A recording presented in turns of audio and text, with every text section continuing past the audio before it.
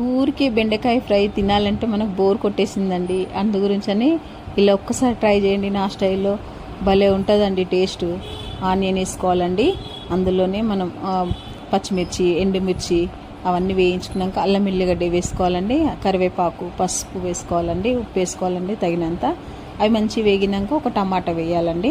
ఆ టమాటా కూడా వేగినాక ఒక 1/2 కేజీ బెండకాయలు నేను తీసుకున్నానండి. అవన్నీ అలా కట్ చేసుకొని మంచి మగ్గించుకోవాలండి. అవి మగ్గినాక కొద్దిసేపు అయినాక అందులోనే మనము రుచికి సరిపడా పులుపు వేసుకోవాలండి. చింతపండు పులుసు వేస్తున్నాను నేను, ఒక నిమ్మకాయ సైజ్ అంత వేసినానండి.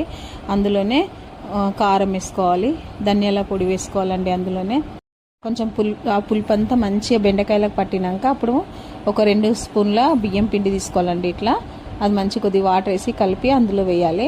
వేసి కొంచెం మగ్గించాలండి. ఒక 5 నిమిషాలు మంచిగా మగ్గించి అందులో కొంచెం కొత్తిమీర వేసి దించుకోవడమే అండి.